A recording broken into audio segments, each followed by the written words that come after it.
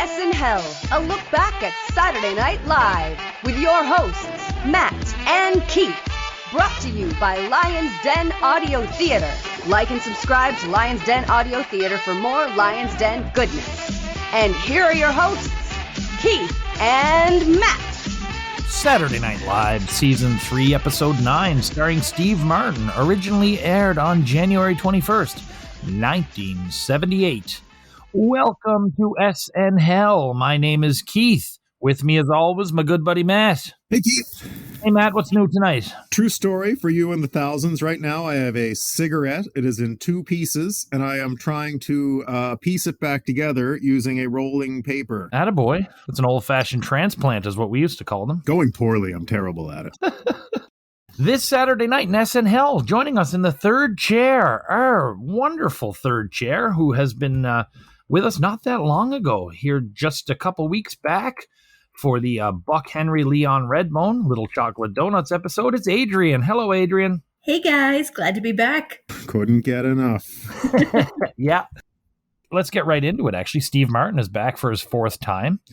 His latest album, comedy album, Let's Get Small, was doing really well. I covered that the last time he was here. Musical guests tonight, we have Randy Newman making his second appearance on the show, third if you count his appearance at the New Orleans special. He had released his album Little Criminals the previous September. We've also got the Dirt Band, previously known and later known as the Nitty Gritty Dirt Band. Quite a lineup tonight. Now, Matt, Steve Martin, Randy Newman, don't know how you feel about the Dirt Band. What was your initial reaction there? I mean, it was fine. It was like, okay, I'm going to be open-minded. I like Steve Martin, okay. But I haven't, not everything has been a hit for me by any means with Steve Martin. But sure. It's generally okay. Yeah, I don't know about the Dirt Band, though. I don't know. And obviously, I fucking hate Randy Newman. No surprise there. Totally fair. Yeah. So just to review our Steve Martin episodes, the first one it was Steve Martin with Kinky Friedman. We rated that one a 5.7 out of 10. Our second one, Steve Martin and the Kinks, we gave an 8. The one at the beginning of this season with Jackson Browne, we did not enjoy at all. We gave it a 4.3. So Steve Martin, the legendary host, has some catching up to do, at least as far as our chronology is concerned. He's not even my favorite regular. Buck Henry is. Well, Buck Henry's mine as well, yeah. We got a message via Twitter, and it's just a quick question, actually. It pertains to scores. This one comes from Paul. It's mainly for Matt and I, but Adrienne, feel free to chime in. Basically, the question is, how do you grade the episodes? And I followed up, and the message I got back was like, do you have like a checklist you go down, or is it just an overall feeling? For me, it's kind of a checklist, really. I go through, does that hit the right spots? And then there's kind of like a little bonus. It's not a full-on metric like your teachers would have, but it's kind of like, did this make me laugh? Was it smart? Was it funny? Was it timely? That's how I do it. I don't think you do it the same way, Matt, do you? No, Paul, I literally, before I give my score, I ramble it out. I talk it out here on the spot. I verbalize everything I'm considering, and there's no. I don't take a single note. I don't have any paperwork at all. The only papers in front of me are zigzags. Yeah, I'm an off the top of the head kind of guy. Otherwise, I just don't enjoy myself. And I mean, I do this for me, even though it is a public service. I think one thing that's fair to say, the difference between you and I is very much, I think you weight music higher than I do. Yes, absolutely. Update plays in heavier for you as well. You know what? Those are excellent points, because those are extremely iconic parts of the show for me. Like Saturday Night Live, you got sketches, music, Weekend Update. Yeah. And so the sketches I will all consider together, and the music and Weekend Update, I always consider quite heavily. You're right.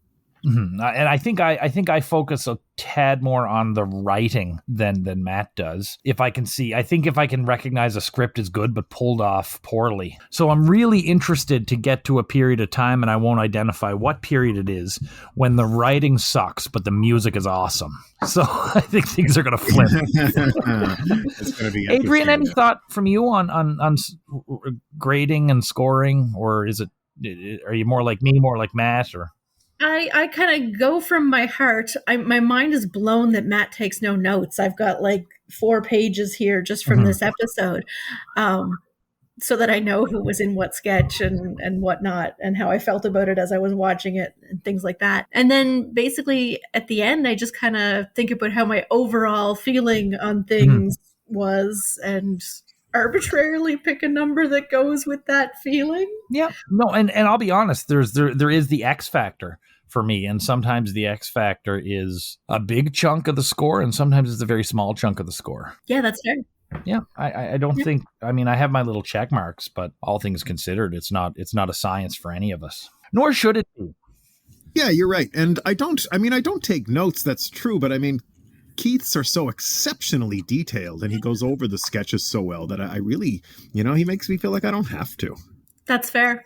I get that. Thanks for the message, Paul. And you can get us at SNHell1 at Twitter. I didn't pick that name. It was kind of the one we kind of got stuck with. But yeah, drop us a message, leave a comment. There have been a lot of comments. We're doing what we can, and we're having fun doing it. I also should mention, Paul, that I watched the episode as close to recording as I can manage, which is also very important to me. And the further out that is, like, I have taken notes before. If I have to watch it like the day before, I'll write some shit down. Yeah. But yeah, so that's a little bit of how we make the sausages, I guess. So the cast is back from Christmas break. It is January 21st, 1978. And we have two new writers joining the staff. First off is Brian Doyle Murray, big name in Second City, older brother of Bill. A successful writer, comic actor to this day, still quite busy. He wrote for the other Saturday Night Live show, the Howard Cosell one, wrote for SCTV, of course. He later went on to appear. I mean, people know him from Caddyshack and movies like Scrooged, Christmas Vacation, Wayne's World. Younger fans know him as the voice of the Flying Dutchman on SpongeBob. Do you know Brian Doyle Murray at all? Yeah, only from his, for his famous brother, and in various supporting bits and comedy shows and movies. Yeah. And there's a third brother. Well, there's actually, I think, 12 kids in the family or something like that. The third brother, Joel, was on Mad Men as Freddie Rumsen. I know him. Yeah, I first saw him on a sitcom with Jay Thomas and Annie Potts called Love and War. And I was like, this guy's good. And then, 20 years later, find out it's Bill Murray's younger brother. I forgot Jay Thomas existed. Yeah, he passed away a few years back. What? I didn't know that. Yeah. And our second new writer, Don Novello. So Don Novello was an advertising copywriter. He wrote a book, definitely way ahead of its time, called The Laszlo Letters. And it was basically like misinformed letters to famous people, like, misunderstanding a quote or a fact about them and asking them to explain. He also wrote for the Smothers Brothers and went on to write for a lot of other things. Became sort of the head honcho at SCTV for a while. Appeared in Godfather 3. Do you know the name Don Novello? It sounded vaguely familiar, and probably because of SCTV. Okay. His alter ego, most people know better. It's Father Guido Sarducci.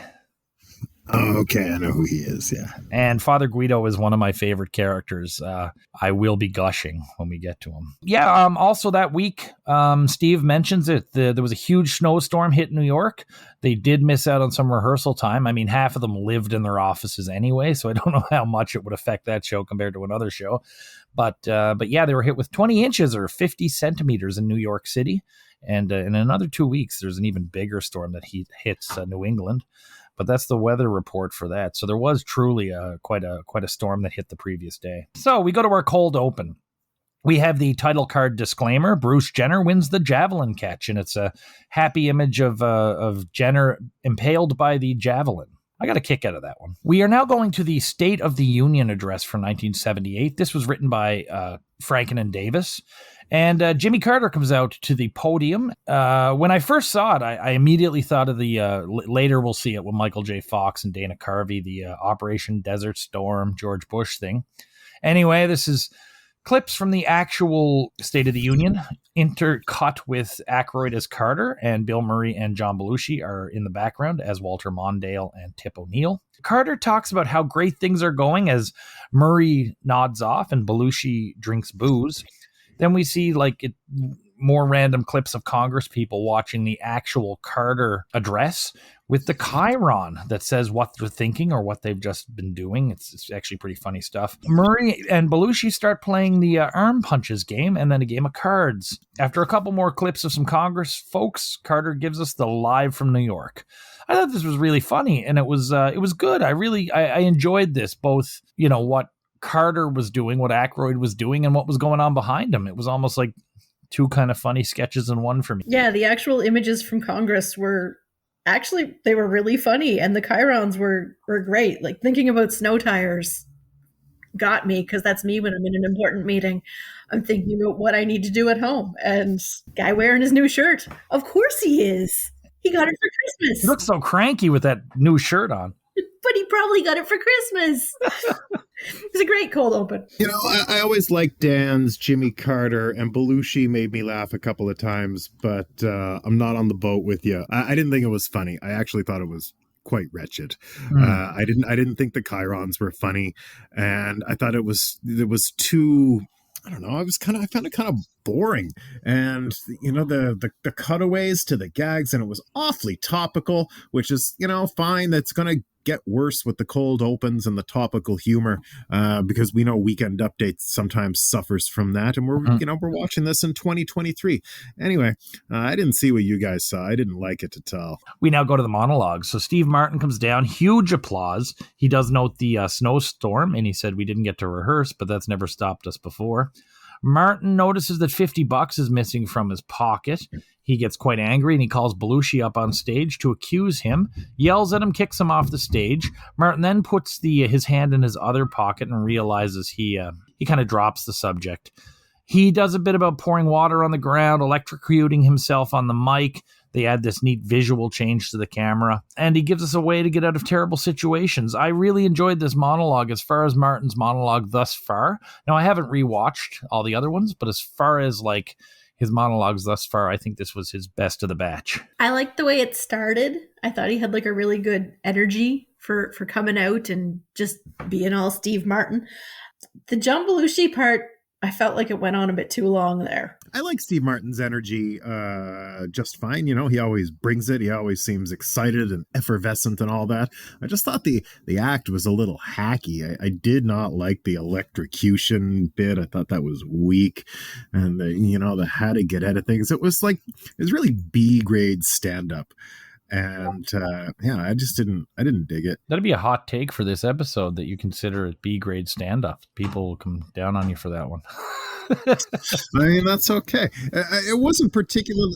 It's all all he did was go out there and do his physical shtick, with him it's all about the herky jerky movements and the big shit eating grin on his face. But you see it enough and you start to become familiar with the act, and you're like, okay, I know the act. Then once you see it enough times, you start looking for the jokes a little more. Because I get it. You're Steve Martin. You're funny. He's relying so exclusively on his delivery. He lost me after the $50 and the electrocution as well. We now have a re-airing of one of my favorite commercials. Matt, you and I have seen it, so I'd love to hear just from Adrienne on this one. Swill, Bill Murray, drinking mineral water taken from Lake Erie. Like I said, one of my favorites and a classic highlight reel bit. Yeah, it was great. I was totally on board with it, and then they started to pour the water, and I was also just having a snack while I was watching it, and I was just like, oh, this is disgusting. I even drew a gross face in my little notes here. So it was beautiful, but also disgusting and very American made in a gross kind of way. Yeah. The whole part about not just fancy European countries can have these nice mineral waters. Here's our American made mineral water. Rather hideous, eh? So it's just it's just so gross. We now go to Mystery of Bigfoot. So John Belushi and Gilda Radner are a couple living in a woodsy cabin in the Pacific Northwest. Steve Martin comes in as Ranger McConnell, and he's trying to evacuate the area because there's multiple Bigfoot sightings. And he talks about how people are finding Bigfoot tracks around, and they can only ever see Bigfoot through a blizzard. Belushi and Gilda are completely nonplussed, and it's revealed that both of them have huge feet. There's a few jokes about their huge feet, like the wood stove was given to them given to Gilda in her stocking. Belushi puts on his big fur coat and goes out to cut some wood. Nobody puts two and two together, and Martin shoots out the window after he confuses Belushi for Bigfoot and shoots him with a tranquilizer dart. This was silly as hell, but I thought it was the good silly. I don't remember ever seeing this sketch before, and the twist really hit me in the right spot. I thought there were good performances all around, ridiculously funny, but ridiculous more than anything else. I was weak when Belushi put his feet up on the table and you saw that he has these gigantic feet. And then when Gilda moves and she's got them too, it was great. I also loved her giant knitting needles. I don't know if they were supposed to be giant, but loved that. Did like how they kept going back to Moose Creek and Otter Valley. Otter Valley. This is the right kind of silly. I don't think it has to be a guilty pleasure. It knows it's silly. It actually reminded me of like late 80s, early 90s Saturday Night Live with its silliness. There was something just so absurd about it. You're like, oh my God, come on. but they play it so straight. And, Steve Martin with the place names was really good. Everybody was really good in it. Mm-hmm. And you're right. When he put his shoes up, I was like, oh, for fuck's sake. It was really good. I liked it a lot. We now go to the Festrunk brothers, and this was usually these were written by Dan Aykroyd, Steve Martin, and Marilyn Miller. Second appearance of two Czechoslovakian brothers who have recently come to America. They are in their apartment, and they say there's two swinging foxes coming to their pad tonight. Now, Org has submitted their names into a computer dating service and has matched them with two women. Garrett pops by as their swinging American friend Cliff, and Cliff invites them to a party. They say they can't go because they have two swinging American foxes coming, but they invite him to have some drinks at their swinging bachelor apartment bar. Laraine and Jane enter as Bodka and Vobsina Cherbu, two Soviet female versions of the Festrunks, essentially. The brothers are disappointed that they are not American women. Belushi enters as the women's uncle Krabosh, who is very much like an older Festrunk. The women see Garrett, and they lose all interest in the brothers, and they physically knock him onto a chair and start to undress him. I much preferred this one to the first Festrunk Brothers sketch. I loved everything about this. The wordplay was great. The guys were great. The women were excellent. Garrett and Belushi were awesome. Yeah, I just really enjoyed this one. And I have some questions as to why, but I'd like to hear what you guys might have to say on this one first. The two wild and crazy guys were kind of a meme in my house growing up. So I have a very soft spot for the wild and crazy guys. They went on the computer to find foxes. Yeah, I loved it, but I may have a whole bunch of nostalgia tinting my view. I definitely liked it more than the first one as well. The first one was some sort of weird beta version, it felt like, and this seems to arrive as a fully developed sketch and idea. A few things I would note. Again, it's such physical comedy from Steve Martin in this. His gyrations, his walking, it's all very funny. He's so good at it. The voices are terrific. You're right. Jane especially I thought was really good, and just so uncharacteristic of Jane to be in this role. I really enjoyed the awe at computer dating in 1978. Like, it's just what we do now. Yeah. Well, I wanted to ask you, like, the last sketch was the brothers basically, approaching two women in the basement of a apartment building and really coming on strong. Does the women being the ones coming on strong in this one, or the fact that it appears to be somewhat consensual, does that make it sit easier for you? Because it certainly did for me. Good segue. These are extremely rapey characters. And the women that showed up from wherever they showed up were also extremely rapey. I mean, they kind of attacked Garrett, and were all up in his business, pulling off his clothes. And just to double back for a second, there was a lot of weird black jokes, I thought. when Garrett was there.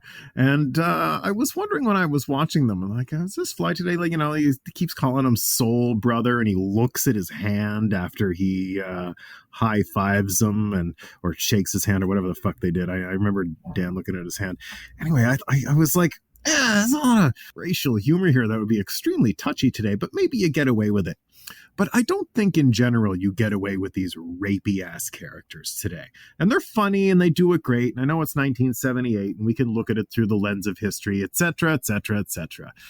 But yeah, I like it. But I think there's problems with it. Well, yeah, there's obviously going to be problems with a scene like that written in the 70s. Hell, there's problems with scenes like that written in the 90s and 2000s. But I think it was done with heart, weirdly. I hate to be defending a rapey sketch. I think I disagree. I don't see any heart in this sketch at all. I think these are guys, it's physical comedy almost exclusively, and they're doing their voices. And, that shies away from the fact that if these were two guys from Chicago, that this would just be this weird little rapey sketch. Like, put these guys from Chicago. So all they got, the humor here is in their voices and their gyrations. I don't think the humor is in them pretty much wanting to sexually assault people because they're from Europe. Yeah, I actually think this is quite heartless. I disagree completely. No, that's fair. It's a strange one for me in the middle here because if there was a Festrunk son, I worked with him. And he talked like that. He didn't wear the loud clothing, but he was very interested in women all the time. And his diction was like that. Not as certainly not as cartoony, but very, very strong. Like, there would be just weird words thrown in that made sense, but were so superfluous that you'd wonder why they were even there. We now go to the Dirt Band, formerly the Nitty Gritty Dirt Band. They were an LA-based country rock band with a very fluid membership over the years, still together today in a modified lineup, heavily modified lineup. To me, they're best known for their cover of Mr. Bojangles from 1970. At this point in time, their last album was called Dirt, Silver, and Gold, released in 1976, something of a greatest hits album. The next album they'd release is The Dirt Band in 1978. The connection here is that John McEwen, member of the band, was the one who taught Steve Martin how to play banjo, so they're friends for quite many years, and Steve Martin mentions that in his introduction. They perform On the Loose. It's due to be released on their next studio album, which, of course, is The Dirt Band. I did not like the first part of this song. It was way too easy listening for me. It was like uber mellow James Taylor. Did not enjoy it at all. Really enjoyed the instrumental bit at the end. I just thought, I was watching it, and I was like, okay, this sounds very generic, and these musicians are not generic. And I wrote, these guys are too good for the first half of this song. So I have to pass on the Loose, but I liked the little bit at the end. I love the Nitty Gritty Dirt Band. My note here is that it fits better with 70s coolness than previous musical guests I've seen, but that may be my view of 70s coolness. What an astonishing statement. This is really 70s AM rock. I think when I think 70s cool, it's more along the lines of maybe disco and punk and things like that. Not something you'd hear on fucking CJCB. It's these are proficient players, but this is shitty music. It's really soft. You're right, Keith. It was really soft rocky, and yeah, they're all perfectly capable performers, but it doesn't mean they're out here playing the classics. I thought the songs were crappy. I didn't like it. And that's exactly how I thought that segment would go. Yeah, I knew it. We now go to Body Floss, and this is a stand-up ad. First there was soap. Steve Martin is the host of the ad, or the pitchman. First there was soap, then there was the washcloth, and now there's body floss. So this is a large string of dental floss that comes out of an equally large dental floss holder, and you can use it to clean your body. Jane and Bill Murray start by demonstrating. Is it Jane first or Gilda? Gilda and Bill Murray demonstrate it in a bathroom, and then Garrett and Jane are magically there too, and I guess they all shower together. And it says no body is really clean without it. This wouldn't be top tier commercial for me, but this was pretty friggin' funny. And the randomness of like Murray getting into the shower and then Garrett getting into the shower, and it's implied Jane was in there too. I really got a kick out of this. Like I said, not top tier for me, but pretty darn enjoyable. Yeah, when Garrett came out of the shower too, that was what did it. And just that they're just using a big piece of rope and like you should use that to clean yourself. But it would be pretty fun. Yeah, this was silly fun. It didn't overstay its welcome by any means. The cast seems to be especially Gilda is having a lot of fun with it, and Jane's hair just looks incredible. I've really kind of not mentioned in a while, but I love Jane Curtin. I think she's gorgeous. I feel like in season 3 especially, it's really been. There's been a weird, almost like the hierarchy of the cast has been shuffled slightly. And I don't know what's going on there. I should read Live from New York again. But anyway, I feel like we get less Jane these days. And I felt this was a little old Jane for me. Yeah, maybe not this season, but the last few shows, it definitely feels like Jane has been less present. And she's such a good straight woman. Yeah. We now go to Weekend Update. Jane Curtin welcomes Fred Silverman as the new NBC president, and he will certainly play into the show history quite a bit in a couple of years' time. Dan throws to Jane to talk about the snow. She doesn't immediately, goes into it in a bit. There was a sight gag. The King of Saudi Arabia and the Emir of Kuwait had their beards epoxied together. Picture of Leo the Lion, the MGM Lion, picked up on a drunken disorderly in Los Angeles. Jane runs down the Carter family problems, which I think every one of them was true, or at least alleged heavily. And then we get kind of an iconic moment here. We have Roseannadanna making her official debut. She appeared in the Charles Grodin episode in The Higher Incompetent. It wasn't the same type of deal, same voice, but she didn't have the name. Roseanne is doing a response to Richard Feder about having no heat, and this eventually goes into a bit about eating gross food. Jane interrupts her because she's making her sick. Roseanne gives her "it's always something" bit and goes into a bunch of cliched catchphrases. So a little bit about Roseanne. The character is said to be inspired by ABC New York anchor Roseanne Scamardella. I'm not sure if that's really the case beyond the name, because there doesn't seem to be too much similarity. A lot of these were written by Gilda with Alan Zweibel. The letters that are sent in to Roseanne are sent in from someone named Richard Feder of Fort Lee, New Jersey, who is the brother-in-law of Alan Zweibel. Roseanne goes on to be probably for some, Gilda's most memorable character. And the Rolling Stones list I talked about before, they rank her as number 40 on the 40th best characters.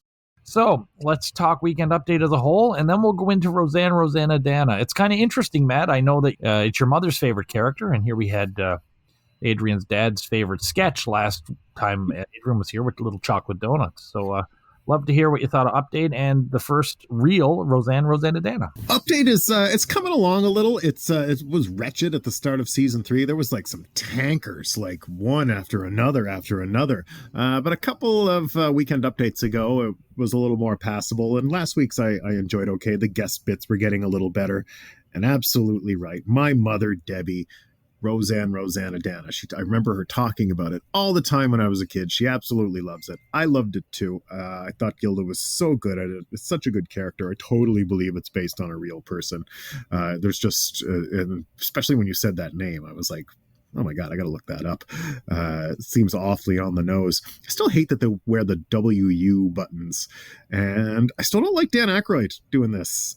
He doesn't fit for me. Jane's a little more comfortable. Again, whoever's doing her hair today, good job. It's so big and flowy in 1978. And, the jokes are okay. It's picking up a bit. I don't really like, the Carter jokes didn't do anything for me. Generally, the political jokes of the time fall pretty flat with me, which is fine. It's to be expected from a segment like this. But overall, wasn't great, but I would definitely give it a pass. My favorite part was that regardless of the character Gilda seems to be playing, Jane has very little patience for her. I love Roseannadanna. It's also my mother's favorite character. Oh, that's neat. Oh, that's cool. Yeah. The toenail in the hamburger is a running joke in my house Well, not this house, the one I grew up in. Mm-hmm. But every time my mom made hamburgers, if anyone made like a face, she's like, "Did you get the toenail?" And it was just something that was always the joke about hamburgers. So to have this in the weekend update today was delicious, but not like a toenail. We now go to Short People. And this is Randy Newman singing his, at that point, probably his biggest song. It was released on Little Criminals. It hit number 2.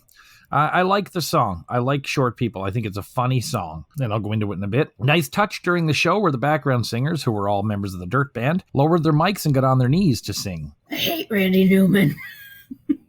Really? This is a shocker to me. I know. And I especially hate Short People, but that's okay. So I'll leave that at that. Okay. So after he finishes Short People, he sings along with the members of the Dirt Band. Riders in the Rain was also on Little Criminals. Doesn't look like it was ever released as a single. It's sort of a throwback to the old singing cowboy western theme deal. It was fine if you're into that. Actually, no, because I'm into that sort of stuff. And I don't know. This is probably one of the most forgettable things Randy Newman has done on the show. So I just want to give a little bit about Short People. It hit number 2. Like a lot of songs of the period, it was written from the point of view of another person as a satirical shot at prejudice and discrimination. But it seems as the case is fairly regular these days, and certainly back then people misconstrued it. Controversy got really intense. People were offended that this 6-foot-tall man hated Short People so much. The intensity got so strong that in Maryland, to ban the song from playing on the radio, Newman got death threats, boycotts, and all that stuff. So he takes a minute in between the two songs to respond to the people and who are stirring the controversy by blowing a raspberry in the mic. I kind of enjoyed, seeing that no matter how much things change, there's still a lot that's the same. But this is obviously not a vicious attack against Short People. Matter of fact, it was only yesterday I always assumed Randy Newman himself was short. I only found out he was 6 feet the other day. I'm 5'1". I am Short People, but that's not why I hate the song. It's just a bad song. I knew the real meaning and still didn't feel the song was good enough to justify the controversy or the like. And maybe I just have irrational hatred towards the Short People song, but oh, buddy, it's way down there for me. Randy Newman sucks. Woo! Fucking imagine getting offended by Randy Newman, the most PG, white bread, boring ass, schmaltzy, stupidly earnest composer. Randy Newman is absolutely my least favorite. Like, if I'm in a room with Paul Simon and Randy Newman and I got one bullet, I just shoot myself. It's the music itself is so schmaltzy. There's nothing interesting about it whatsoever. It is absolutely radio schlocky music. Randy Newman's voice is irritating. Like, he's not a powerful singer. I'm sure he knows that. Bob Dylan's not a powerful singer. Leonard Cohen wasn't a powerful singer. But at least these guys weren't out here writing songs that sound like novelty comedy hits. This is a terrible, terrible song. It's like on The Simpsons where they had that bit about Randy Newman just singing about things he sees. It's all he does. It's Family Guy, but that's Family exactly... Guy? Okay, yeah. Whatever it was. That's all I think of with Randy Newman, and I can't even watch Toy Story because I hate him so much. I don't mind Randy Newman. Get out! There's actually 2 or 3 songs that are kind of important. Like, not important, but that I really like. Short People's one of them, but I totally agree with what you say. And actually, so does Randy Newman. He doesn't particularly speak highly of Short People these days, or has for a while, and sees it as exactly what you said, Matt, a novelty song. We now go to Family Feud, and this was most likely written by Dan Aykroyd and Tom Davis. I think it was actually written by them. Bill Murray comes out as Richard Dawson, and it's a pretty good Richard Dawson impression throughout. So Steve, Gilda, and John come out as the Mel family. Steve is a romaine lettuce vendor, and their opponents are the Coneheads. So there's a great first reaction as these guys come out. Bill goes through the intros, including French kissing Connie. They jump right into the game, and the first question is, name something people like to bite. The Mells win the toss-up, and it goes to the Coneheads.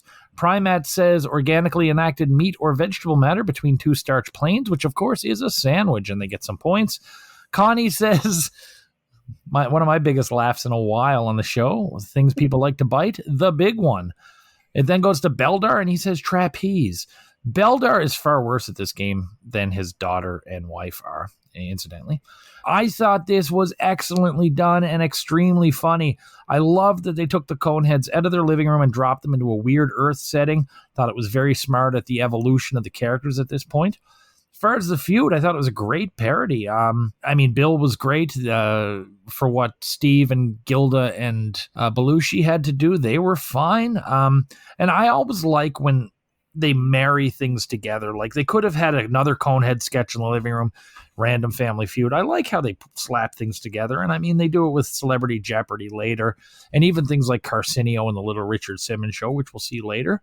I also really get a kick out of Jane and Lorraine's Conehead open mouth smile that they do, but I've never seen Beldar do it. All things considered, I thought this was excellent. I really, really enjoyed this, laughed through the whole thing, and admired how in that small studio they could recreate the Family Feud set as well as they did. I agree. I thought this was awesome. Excellent sketch for me. Bill Murray does do a good Richard Dawson. Like, when he keeps pursing his lips when people are talking, like, and that the smug, condescending way. I wish he'd combed his hair a little or something. Like, he there was clearly no effort to make him look like Richard Dawson, which is fine. He really pulled it off with enough of the mannerisms and the kissing. Belushi was really good too as the frustrated son. A nice low key supporting role for him here. The obsession with romaine lettuce I thought was hilarious. Everything was just tracking so well. It was just so well written. And I didn't even get to the fucking stars of the sketch. They're so good. I love their open mouth smiles. Oh my God. Beldar sucks at Family Feud, but I have no idea why Beldar would play Fast Money. It's just the stupidest. I really liked when he answered, I forget what the question was. It was what you eat with something, fiberglass. Something you bite, a trapeze. And Jane continued. Jane's my favorite Conehead. There's something about what she does with her voice and the blank stare that her eyes can give, and that she's so pleasantly between the two. She's not as far out as Dan, and she's not nearly as grounded as Laraine, Connie. And it's just, they play their characters perfectly. And I didn't like that Conehead sketch where they went back to the home planet and Belushi and Garrett were there. I thought that was really dumb. I also wanted to add one more thing. This is just to jump back to another sketch for a second. When we were watching the Czech Brothers, you said Belushi was really good at it. I hated him doing that. I fucking hated Belushi in that sketch. It was so tacked on. Just like when they tacked on that shit in the Conehead sketch. Like, when you have people doing characters and they're doing it well, you can't just shove another cast member into the role like, hey, you go be one. It doesn't work. And it doesn't work for me anyway. I think it's really hokey. It's very Adapucci. But anyway, I digress. The set looked great. Everybody killed their role. Excellent sketch. Yeah, it was great. Even before the Conehead showed up, and it was still funny when they were going on about romaine lettuce. Yeah. You're not even at the Coneheads yet. So it was really good. So the Rolling Stone list of the best sketches ranks this. Actually, it's the highest ranked Conehead sketch, which I'm not sure I agree with, but it's the 31st. It's number 31 on their best SNL sketches. I should also mention, too, I've been a little neglectful on these lists, but the Judy Miller sketch, do you remember that one, Matt? The Judy Miller show, Gilda was the brownie in her room. It was from the Charles Roseanne. Yeah, I do. That's number 18 on that list, and that's well-deserved. I thought that was brilliant. That is brilliant, and that does sound well-reserved, but I would be remiss if I didn't mention that I hate Rolling Stone magazine. Oh, yeah, no, and totally. It's very of the time, and this list will come out again in 2 years, and it'll be completely different. We now go to What If, and this is the first in a short. There's a few of these, actually. I think there's about 4 or 5. So we have Jane as Joan Cage, not Joan Face. She hosts a show where they respond to random questions sent in from audience members, where they answer historical what-if questions. Today's question is, what if Napoleon had a B-52 bomber at Waterloo? Garrett plays Julius Carruthers, a history graduate from Howard U. Bill plays Colonel Ray Eggert, a retired Air Force general. Garrett notes that Napoleon's luck had run out at Waterloo. Bill says that Napoleon would have loved to use the B-52, and a aircraft like the B-52 would have been very effective. They show a dramatic reenactment of the possibility of Napoleon having had a B-52. Belushi comes out as Napoleon. Laraine plays Josephine. Napoleon thinks his luck runs out until Martin comes in as an aide to tell Napoleon that they have found a B-52. Napoleon decides to use it. We then cut to aboard the B-52 where Dan is there. I think it's a control room or one of the tech rooms of the show. But he's joined by Napoleon and Josephine. He explains a few things about the B-52 bomber and how it works, and then he drops a bomb. We then go back to a wrap-up from Joan. I get a good laugh. She asks Garrett and Bill for their final thoughts. Garrett says, I didn't prepare any. And Bill sums up the ceremony. Again, this was really, really funny. It's a nice piece using the whole cast. You know, there's probably several like YouTube or Netflix or Tubi shows that are precisely this. Like, what if? They have these things like, what if a tiger fought an alligator and stuff. So if it's not in production yet, let's get it in production, Matt. You know, what if? So I really enjoyed this. Quite good. As we've seen before on shows that I've gotten to be the third chair on, I'm a sucker for any of the historical reenactment type things, and this was no exception. The idea of Napoleon finding a B-52 with 6 crew members and all its payload, beautiful and just nicely executed. Not with yas. Not with yas.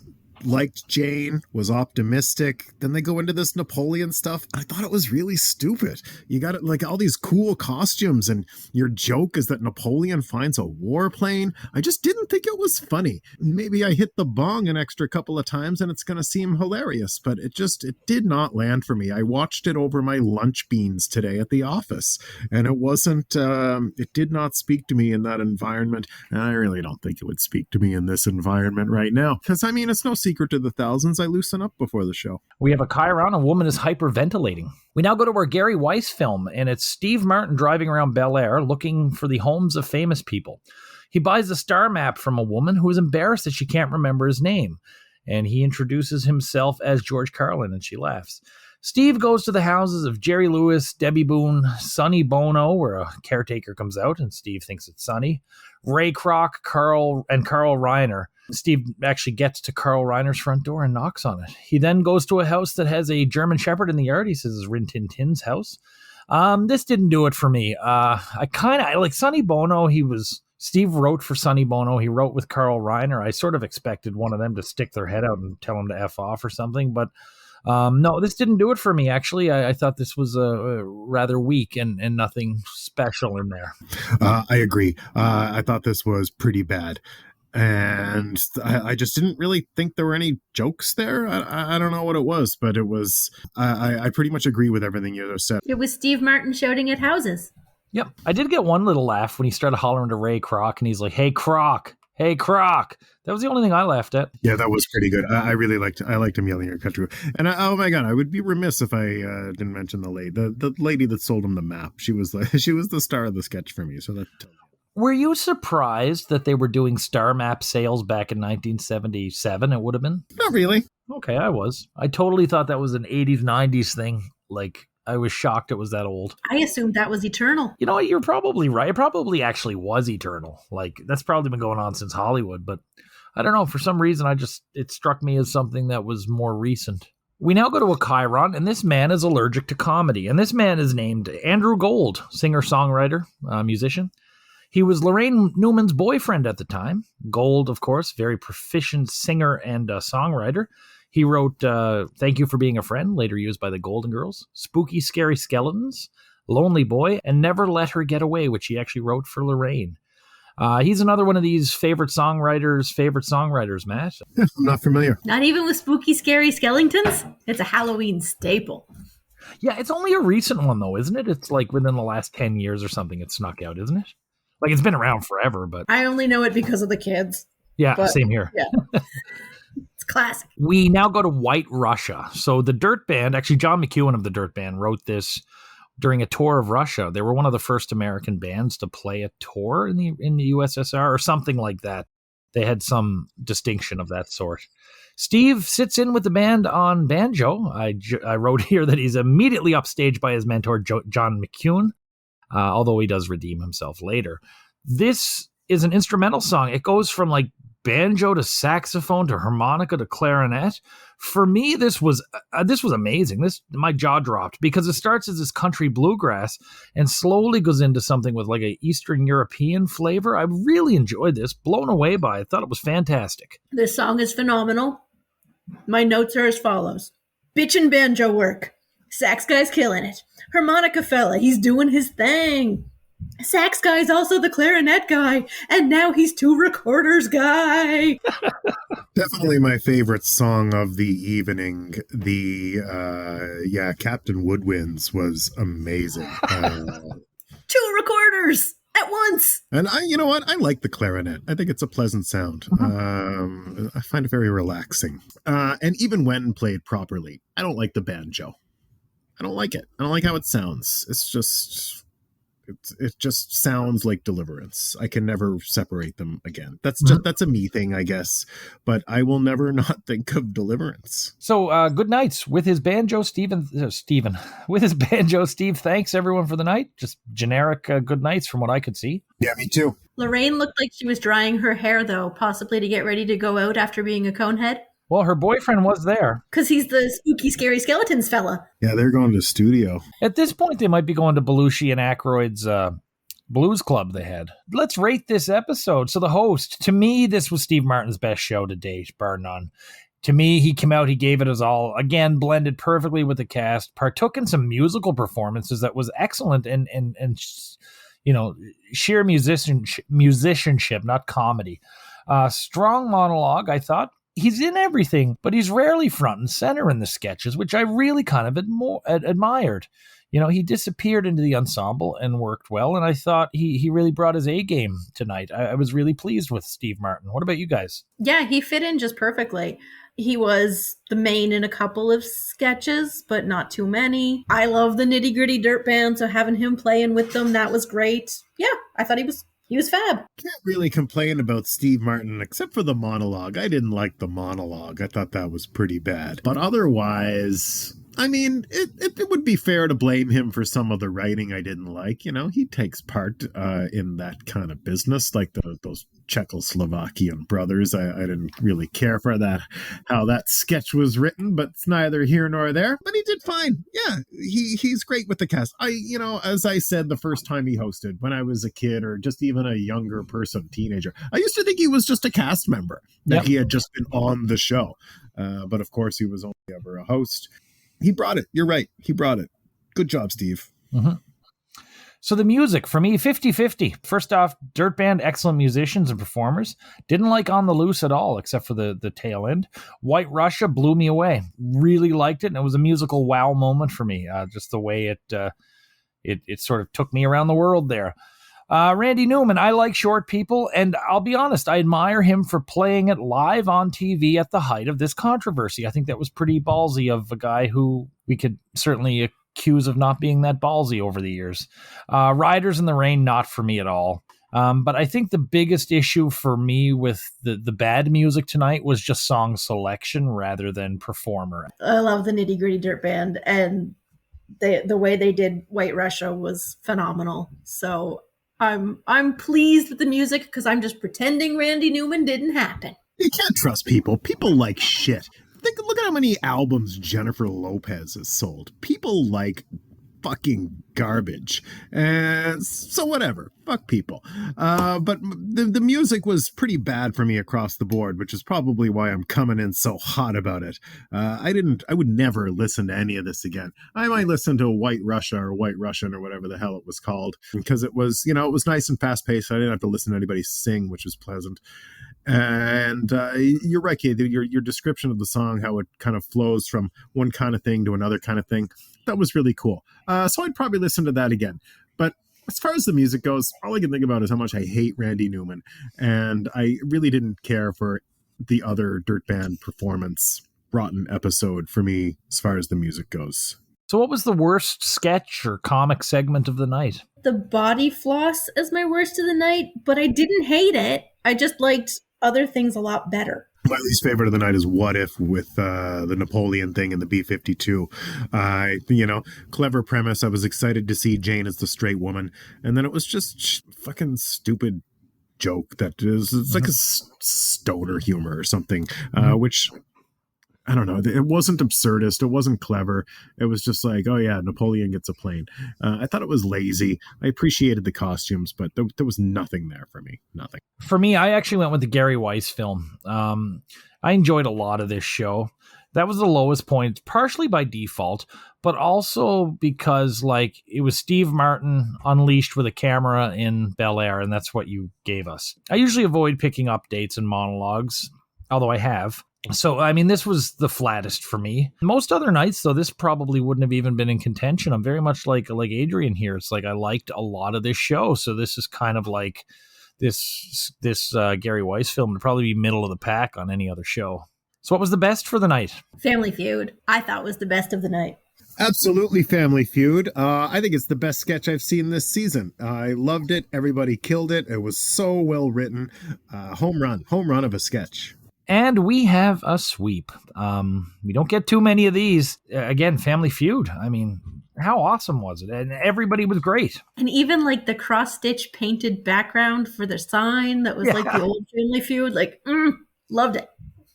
And we haven't had a good sweep since Steve Martin's last episode, where it was that Franken and Davis beauty pageant, Matt, that we all loved. Yeah, that was good. I did love that.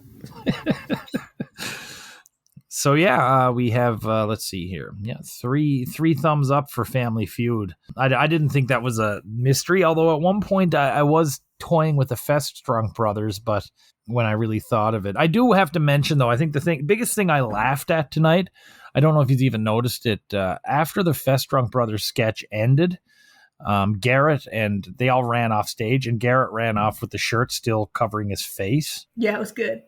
Who was your star of the night? That would have to be my girl, Roseannadanna. Gilda crushed it tonight.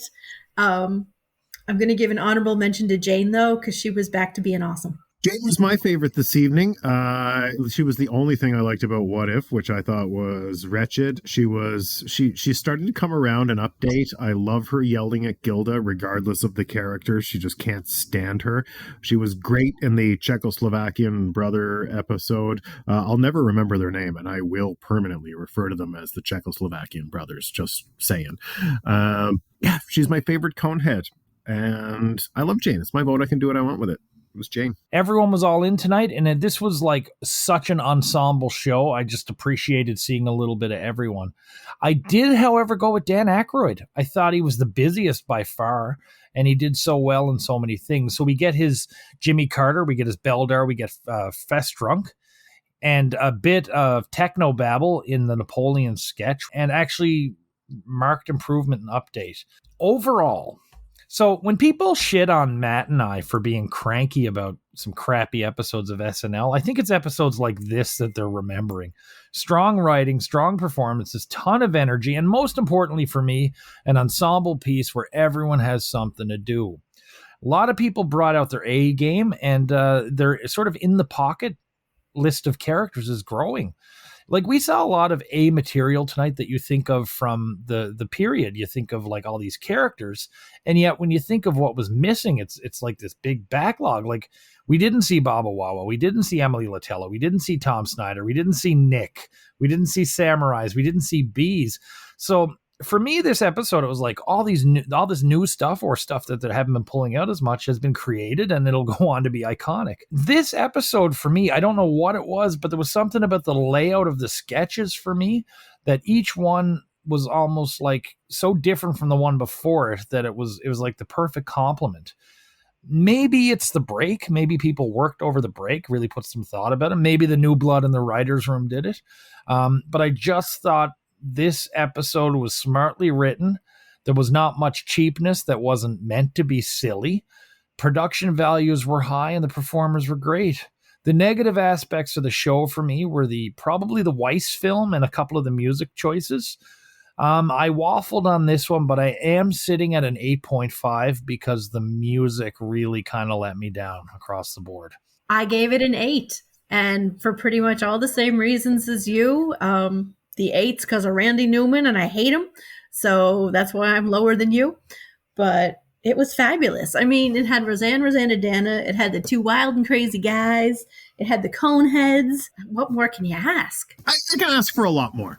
I can ask for relevant music. Yeah, okay, but you're going to say, okay, time out. I know what you're thinking. Randy Newman is like the #1 album in the country. I don't get to say I want relevant music. I'm going to walk that back. I apologize. But I can want hip music. This is not hip music. I would argue with somebody, and I'm sure there are many among the thousands that would love to argue with me, and that's fine. I didn't like the cold open, and I didn't like the monologue. And then we had a rerun of a commercial, which I also don't appreciate. There was, Weekend Update was okay. Coneheads were fantastic. It really carried the show for me because, what else? We had the Bigfoot sketch. That was pretty funny. That was silly. Some good classic SNL. That last song was pretty good. Way too much music on this episode, though. I find your guys' ratings just shockingly high. I really thought the music dragged this down. What If was a letdown. That Gary Weiss film was bad. Yeah, other than Family Feud, what does this episode offer me? It's just okay. I'm going to go ahead and give this episode 5.5. Ouch. So with my 8.5, Adrienne's 8, and Matt's 5.5, see, he does put more weight on the music. we wind up with a 7.3, which is still really reasonable for this season. It's actually ranks so far as our second highest episode. The fine folks over at the IMDb give it a 7.7, so we're a lot closer to that than we usually are. They rank it as the 5th best episode of the season, 74th best to date. I think that's all reasonable based on what we've seen so far and what we're going to see. We could say that Randy Newman was the toenail in the hamburger. Matt would say probably more than that. A whole foot in there, a whole thumb. So Steve Martin, Randy Newman, definitely an improvement for me with Steve Martin, an improvement for you, Matt, from his last appearance. So, Adrienne, thank you so much for coming back. We will see you again, episode 16 of this year, if not before. Hooray! Thanks again for having me, guys. I love it. Thank you. It was great to have you again. Love your perspective. And I like that this time around we weren't completely on the same page about everything. Exactly. It makes it sound like I'm less of a plant. So, Matt, next week we come back with episode 10. Do you know who's hosting and who the musical guest is? I heard during the credits, is it Robert Klein? Yes, it is Robert Klein coming back. You're the man you once referred to as perfectly mediocre. Back in season 1. And the musical guest is Bonnie Raitt. Bonnie Raitt. How do you feel about Bonnie Raitt? Bonnie Raitt has some really good songs. I'm looking forward to Bonnie Raitt. We've never talked about Bonnie Raitt, you and I, but this is one I knew you wouldn't shit on for some reason. Yeah, no, I respect Bonnie Raitt. So Matt and I will be back in about a week with episode 10, Robert Klein, Bonnie Raitt. But until then, we'll be playing the Feud here in SNHell.